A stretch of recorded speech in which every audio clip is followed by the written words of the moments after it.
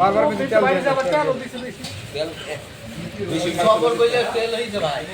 এই সকালে বইলে এটা ফিরা মনে কাকে দে আড়াই কেজি তেল দিছি আপনি আর তেল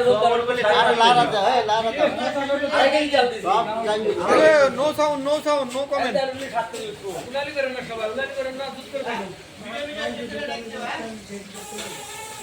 এটা লারা দা না হলে দিয়ে খাইবো ধরতে করে দেবো